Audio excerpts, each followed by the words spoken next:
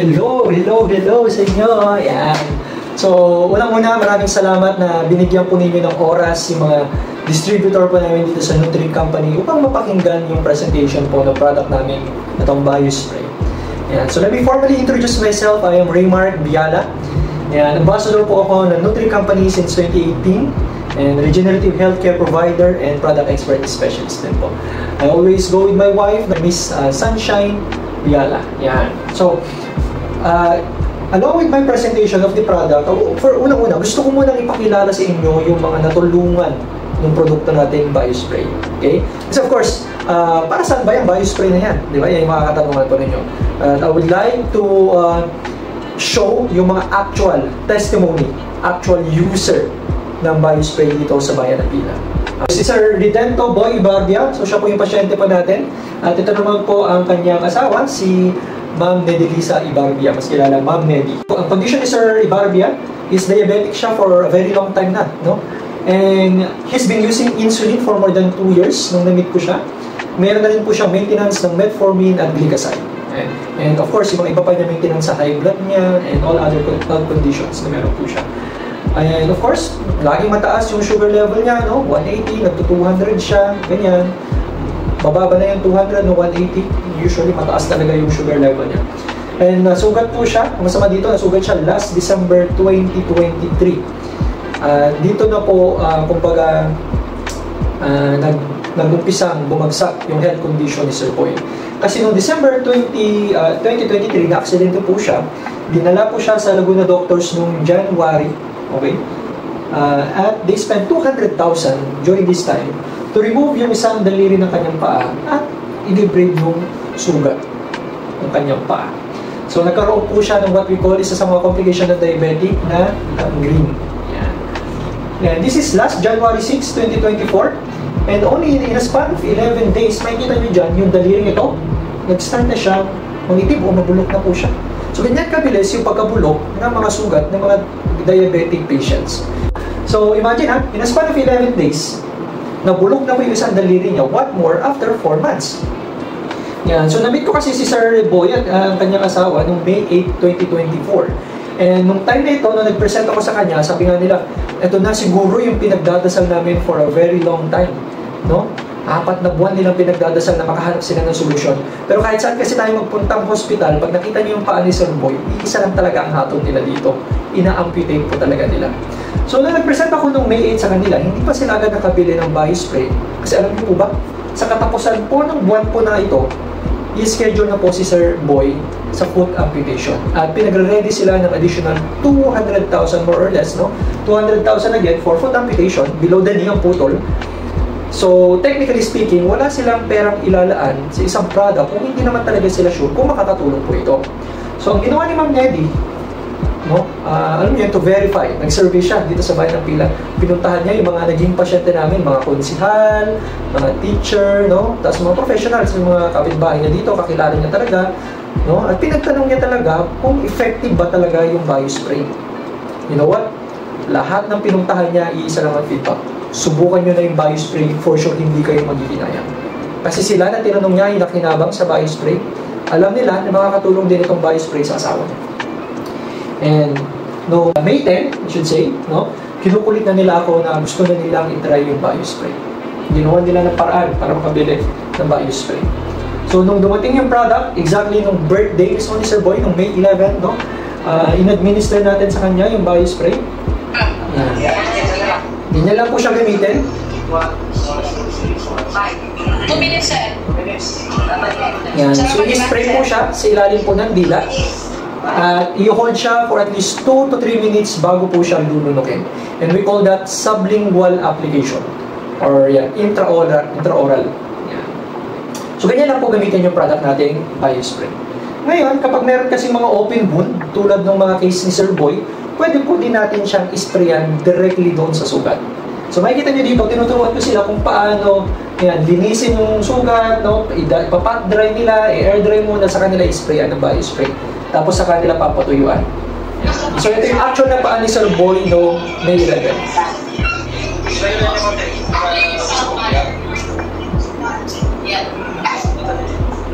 So during this time, meron na pong amoy yung paa ni Sir Boy. No? Makikita nyo naman dyan yung grabing inflammation ng paa ni Sir Boy. So namamaga yung buong paa niya, no? Sobrang pamamaga. Yung iniinom niyang tramadol na pain reliever, hindi na rin po siya tumatalab. In-advise na rin siya ng doctor niya to take 2 shots of insulin sa isang araw kasi ganun na ka-severe yung high sugar level ni Sir Boy. Kasabay pa nito of course yung metformin at glycoside niya. Sobrang poor na yung blood circulation ng paa niya to the point na hindi niya na maiapak yung paa niya sa floor. Sobrang ganun kasakit. Okay? So hindi na rin siya nakakatulog, wala nang improvement for the past 4 months, no? Ito yung condition ng paa niya na tinatry nilang gamutin ng doktor niya for the past 4 months. But no matter what they do, hindi talaga nag-improve, lumalala pa ng lumalala yung sugat ni Sir Boy. Okay? So hopeless na siya, irritable na siya, of course, anxiety, depression, and nagkaroon na rin po siya ng suicidal thought. Kasi sobrang hirap na hirap mo talaga si Sir Boy sa complication ng diabetic niya. So, again, ito yung paa niya. Makikita nyo dito, itong part po na ito, mga tissue po yan, namumuti po yan kasi hindi na po siya nadadaluyan ng dugo.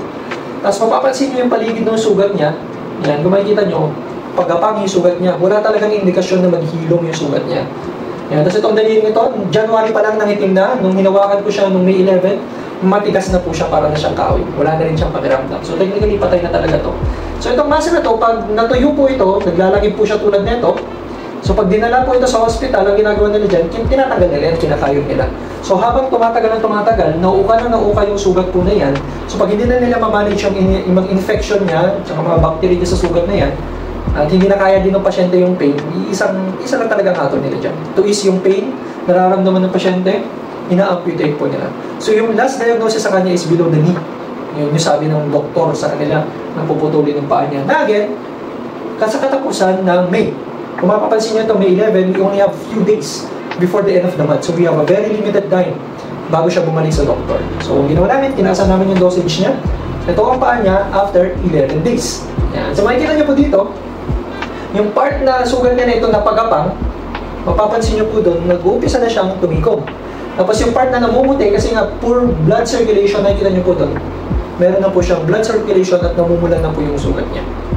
Yan. Tapos mapapansin niyo rin dito, yung swelling ng paa niya, wala na po yung swelling ng paa niya, nabawasan na after 11 days na ang paggamit niya ng bicycle.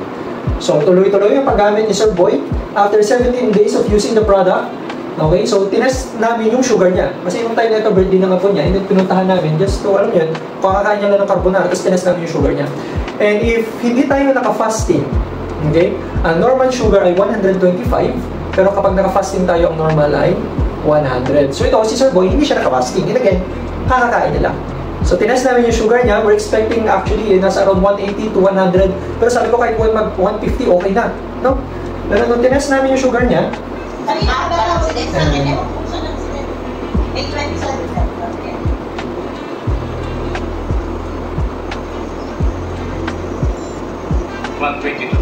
$122 na lang yung sugar niya. No? So, ibig sabihin, namamanage na namin yung sugar niya. Kasi again,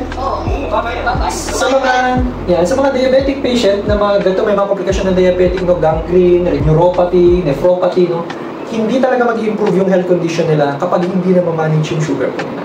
So, during this time, okay, namamanage na namin yung sugar niya, and after 18 days, yan na po yung paa niya. Okay? So, mapapansin nyo dyan, before and after 18 days of using the product pa lang. So, ito yung last picture taken before siya bumalik sa doktor niya, again, for the scheduling ng photo ng kanyang paa. So, nung bumalik na siya sa doktor niya, nung katapusan po ng buwan po na ito, pabuklat ng doktor niya doon sa paa niya, sobrang laking gulat ng doktor niya. Kasi nakita niyo naman, ito yung last na check-up, parang ganito yung last na check-up ng doktor niya. Suddenly, wala pang isang buwan, pagbalik niya, ganyan nakalaki yung improvement ng paa niya. Tapos, kasama dun sa follow-up check-up niya is yung duplex scan. So, pinascan niya yung paa niya to check yung mga litid, ng mga paa niya.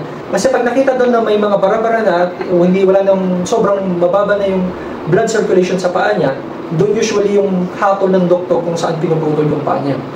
So, nung pagbalik niya, no, after mga 2 weeks na paggamit niya ng biospray, tapos pagbalik niya doon sa doktor niya, nagulat yung doktor niya, yung result ng duplex scan, ang laki ng improvement. So, instead of them spending 200,000 again for foot amputation by the end of the month, alam niyo po ba, yung daliring manitim na ito, yan na lang po yung pinutol nung katapusan ng buwan po na ito. So, sobrang laking tuwa. Like, sobrang, yan, hulhul daw si Sir Boy. No? So, sobrang tuwa, no? Ganda rin sa, na gumaan yung pakiramdam niya na hindi na pinutol yung kanyang paa. So, continuous use pa din, of course, ng BioSpray. After 2 days, post-surgery, ito na po yung improvement na kanyang paa. Makita nyo rin yung pinagputulan ng daliri, ang bilis ng paghilom, no? So, tuloy-tuloy pa ng paggamit ni Sir Boy after a month of using BioSpray, no? Wala po lang, sir. So, makikita nyo dyan si Sir Boy, first time, after 4 months, 5 months na, no? Nakakapag-drive na po siya. Yan. Somehow, naiapak niya na yung paa niya sa preno, naiapak niya rin sa floor yung paa niya kahit walang alalay. First time din na nagpagupit na siya. Sobrang inip na si Sir Boy sa bahay. So imagine 4 months siya nakatali sa bahay. No? Pero yan siya after a month of using the product.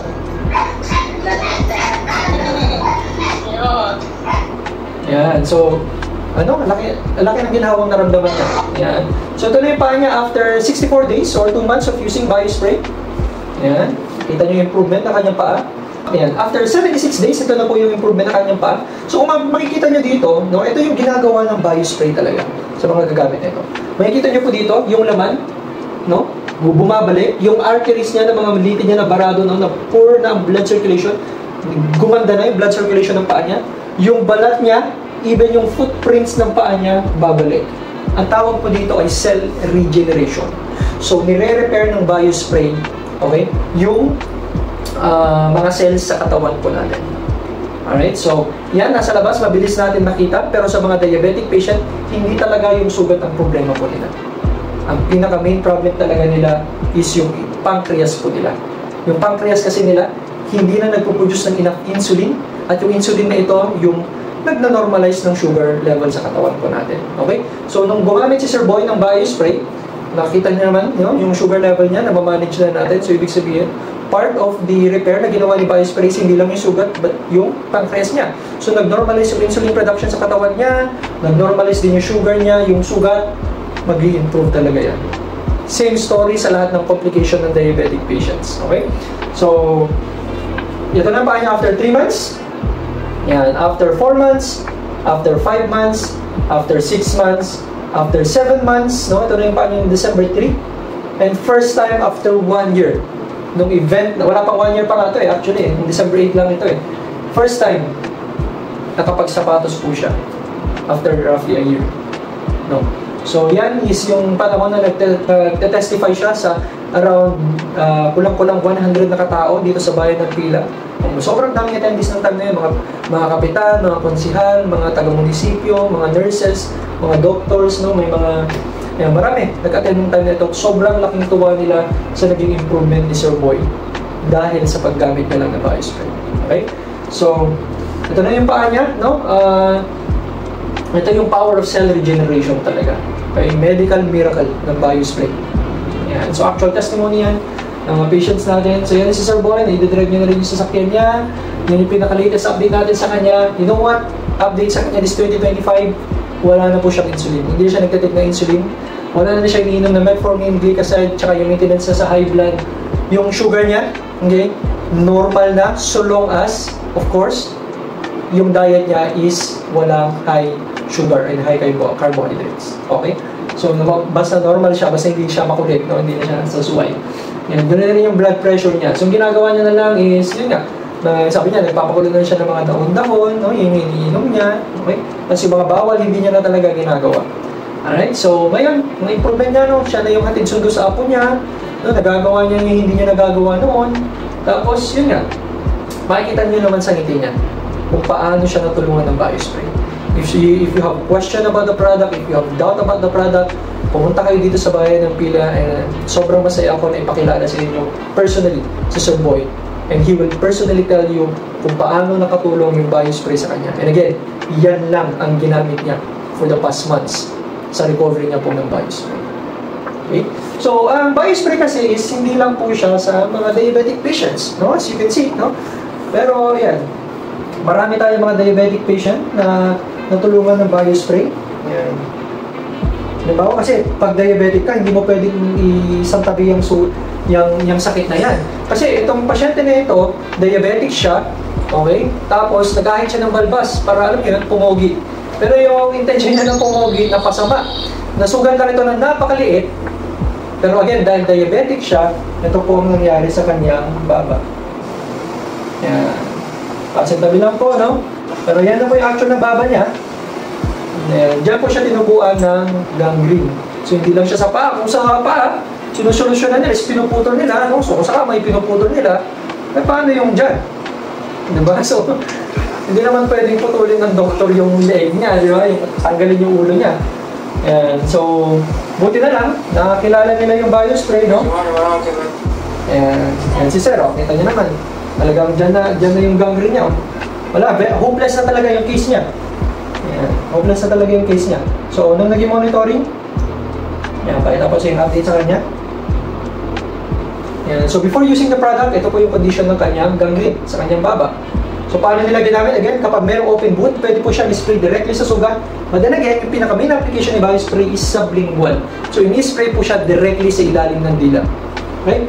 So, ito na yung before using the product, before, after 5 days, after 1 month, after 2 months, after 3 months. Yan. So, nakita naman ninyo kung paano nakatulong yung BioSpray sa kanya. Okay? So, buti na lang, no? Nakilala niya kasi kung hindi, pinuto na ng doktor niya yung ulo niya. Yan. So, biro lang. Pero, again, hopeless case na yan.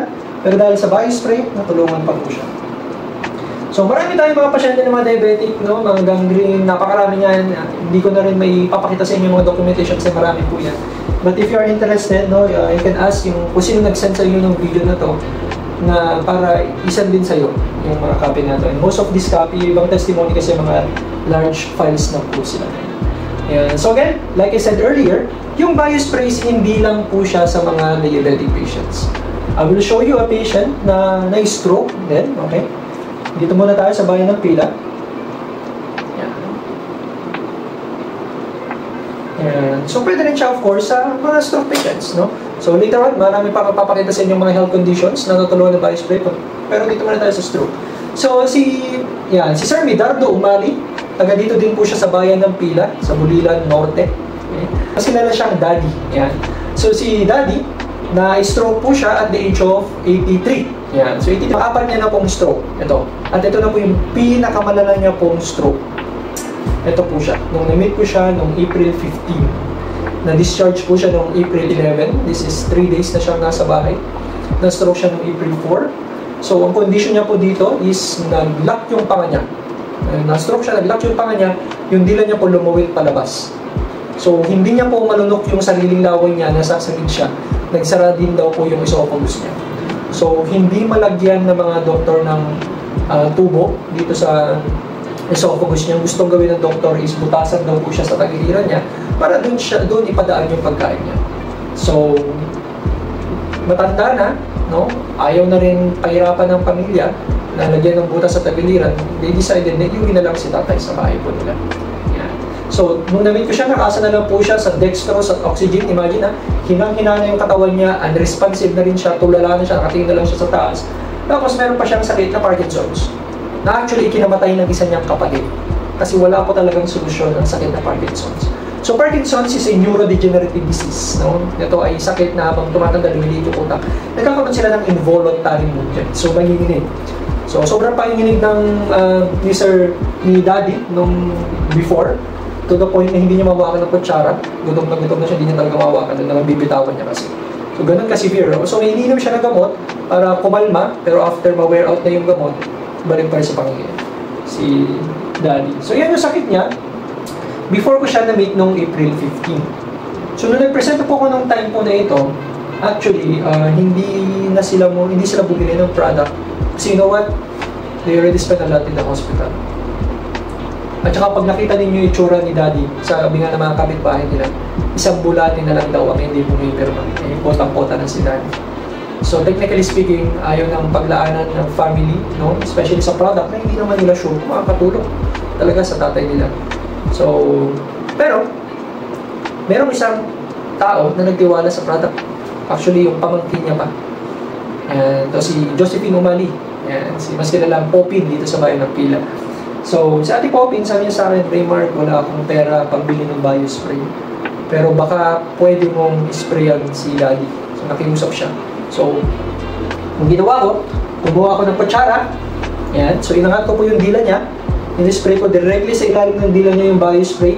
Saka ko itinulak yung dila niya at saka ko inangat yung panga niya. Ganyan ko siya in-sprayan. So, matigas na yung panga niya nung time na yan. Saka ko itinulak yung katawan niya patalikod para hindi lumabas o umawas yung biospray. So, ganyan ko siya in-sprayan ng unang araw. Tapos, umalis na po kami. Second day, noong April 16, nag-chat ulit si Ate Poppy. Sabi niya, Sir Raymar, baka pwede ko ulit bumalik dito para isprayan si Daddy. Sabi sa akin. So, pumunta kami sa bahay nila. Pagpasok ko sa bahay nila, only to find out, pagpasok ko sa bahay nila, kasi yung dito sa Dubilon Norte, sa mas kilalang lugar ng Putol, mga umali, isang compound po sila magkakamag-anak. So, yung mga kamag-anak niya, andun na lahat sa bahay nila. No? So, tapos yung mga kamag-anak nila sa Morong Rizal, imagine ha, nag-drive pa sila from Morong Rizal dito sa Pila, Laguna para lang magpaalam na kay tatay. Pinatawag niya na rin yung mga kamag-anak na doon kasi taga doon yung pamilya ni Daddy. So, nagpapaalam na siya. Ang sabi niya pa, nakikita niya na may sumusundo na sa kanya. Nakikita niya na yung una niyang asawa at saka yung isa niyang anak na nauna. So, sinusundo na daw siya. Tapos hirap na siya. Wala na rin lang magawa sa hospital. Wala na rin magawa yung pamilya. Nag-iiyakan na sila ng time na to. So, sabi nila, sprayan ko. Honestly, yung time na ito, ayaw ko na pumasok at mag-spray kay Daddy. Kasi alam niyo naman, di ba? Baka pag in-sprayan ko, tapos may nangyari pa. No? O napasama, di ba? Ako pa sisisihin. Pero sabi nila, wala na magawa sa hospital, wala na rin na sila magawa. Wala na rin lang naman mawawala sa kanila kung susubukan nila. So, with their consent, no? Pumunta ako sa kanila ulit. Punta ako kay Daddy. Kumuha ko ng kutsara, inangat ko yung dila niya, in-sprayan ko siya, at umalis na kami. Tapos kinakapunan nitong April 16, pinadasal na rin siya sa pare. Based on my experience, no? Tsaka sa mga kwento ng mga kamag-anak, kapag yung mga kamag-anak nila nakikita at may sundo na, usually, kinabukasan na yan, hindi na talaga nagtatagal. No? Tapos, yan, hindi na nagtatagal, usually kinabukasan, may tent na yan. Pero, you know what, noong April 17, nagulat ako, si Ate Poppy nag-chat ulit. Sabi niya, Sir Raymar, balik ka dito. Sabi niya sa akin, isprayan mo ulit si Dad. Pagpasok ko sa bahay nila, ito siya. Nanonood na ng TV, mapapansin nyo rin dito, nalagyan na siya ng NGT. Kasi kinagabihan pala nun, nagbakasakali lang sila nadalhin sa hospital. And, fortunately, no, nalagyan siya ng NGT. Yan. So, yan na siya. Tapos mamula-mula na rin siya, no? Tapos ito siya, nung inisprayan ko, gusto ko tignan niya na maigi yung dila niya at saka panga niya. Nahila niya yung dila niya at naisara niya yung panga niya. 2 araw ko pa lang siya na-sprayan, pangatlo pa lang po ito. Okay? Tapos, let's say afternoon, sabi ng apo niya, nakakapagsalita na daw, sabi ng apo niya. Sabi ni Daddy, napansin niya, nawala din daw yung panginginig niya. Hindi naman siya uminom ng gamot ng Parkinson's niya. No? Tinanong siya ni Mrs. No? Ay, taas nyo nga puta kung nakakaginawa kayo. Yun. So kahit hindi siya nakakapagsalita, kita na test na nakakaginhawa siya kapag gumagamit siya ng biospray. Okay? So, yan yung tsura ni Daddy.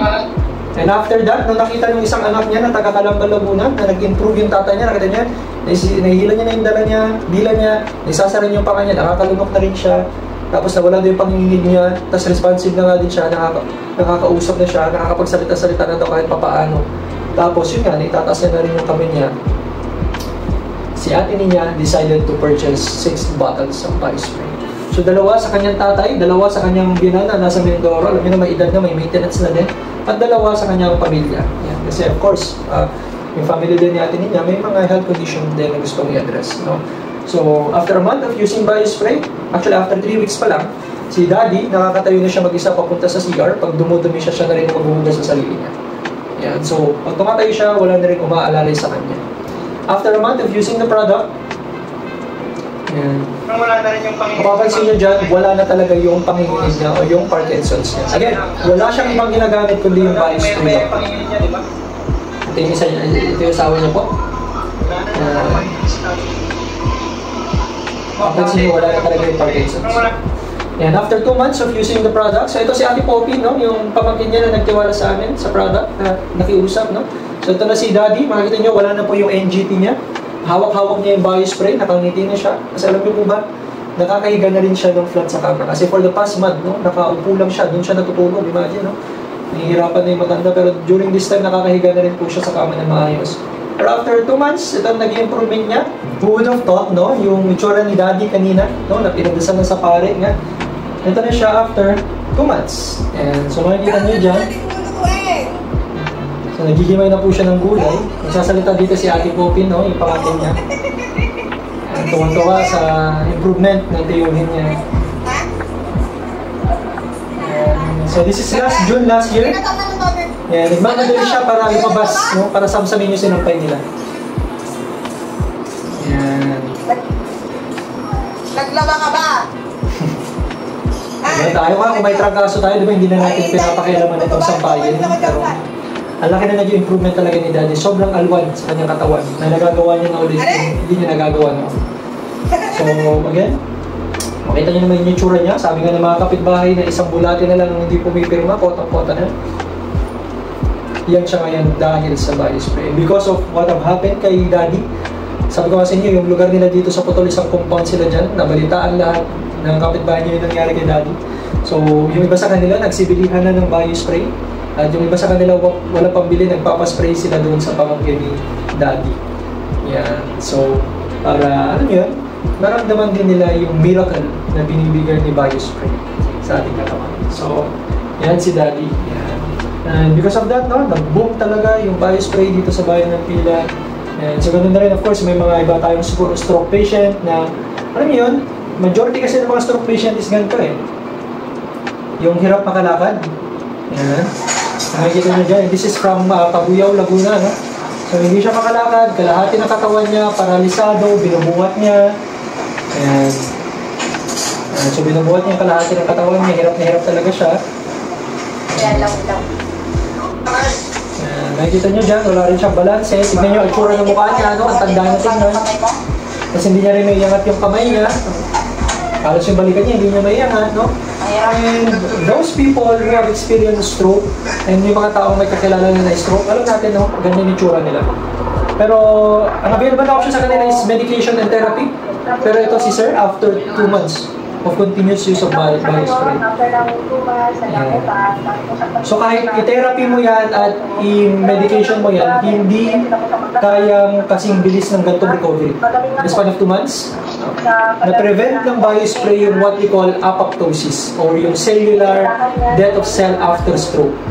So yan siya, after 2 months, makita niyo dyan. Kahit paano, mas maayos na yung paglakad niya, di ba? Hindi tulad kanina. Sabi ko nga, kahit i-therapy niya yan, yung mobility yung paggalaw na ibabalik, pero yung lakas, malabong maibalik kasi namamatay na yung nerves nila. Pero makikita niyo dyan, nakakabuhat siya ng tubig na may laman. And so, strength, no? Again, yung apoptosis, yung pagkamatay ng cell after stroke, na-prevent, if not, nire-repair niya din po ito. Yan yung ginagawa ni BioSpray sa mga stroke patients. Okay? So, yan. Marami tayo dyan. Ito, mga mag-asawa, centeliosis couple, no? Hindi pinapawisan. Tapos, si Ma'am Mavic, no? Stroke patient. Teacher, hirap na hirap, no? Dahil sa health condition niya, nagtuturo sa mga estudyante, pero dahil sa BioSpray, sobrang laking alwan sa katawan niya at sa profession niya. Mas nagagawa niya mas magtrabaho ng maayos dahil meron siyang BioSpray. If you want to watch yung video niya, ask yung distributor who send you this video to send yung testimony na ito. Alright, so yan. So marami tayong mga testimony dito. We have ito mga folder kasi ito, pero if you're going to open yung mga folder na ito, like cancer, so we have cervical cancer, prostate cancer, stage 4, kumalat na hanggang buto. We also have colon cancer, we have breast cancer, and you can check my profile, okay? Makikita nyo din yung nanay ko na si Helen Biala. Ano po siya, stage 4B, breast cancer survivor po siya. And magsi 7 years na po siyang cancer-free. Sabi niya sa akin, no, mas gusto niya padalhan ko siya ng BioSpray kaysa sa pera. Kasi ramdam niya talaga kung ano yung ginhawa na ibibigay sa kanya ng BioSpray. Alright, so marami pa tayong mga testimony. Yan, so meron din tayong liver problem, bata na tumaas yung bilirubin niya, meron tayong fatty liver, PCOS, skin disease, yan yung mga una kong naging pasyente dito sa bayan ng Pila, psoriasis, eczema, asthma, even yung blood clot. Okay, na nagkaroon na ng parang gangrene. Yan. Tapos meron din tayong itong mga severe psoriasis patients, no? Grabe yung paa niya. Yan. Gusto na siyang i-admit sa hospital, pero a week of using BioSpray, malaki na naging improvement niya. So meron din tayo dito Alzheimer, dementia. Okay, meron din tayong congenital heart disease, batang pinanganak na meron 3 butas sa puso. And after 6 months of using the product, no? Ang laki na naging improvement niya na hindi na kailangan operahan. You also have your lung problem, no? Meron tayong emphysema, asthma, okay? So, mga doctors who have used the product, no? Si Dr. Rene Yap na meron siyang diabetic gangrene, diabetic retinopathy, lone survivor ng 6-vessel bypass surgery sa Makati Med. Yan. We have testimony of that, si Dr.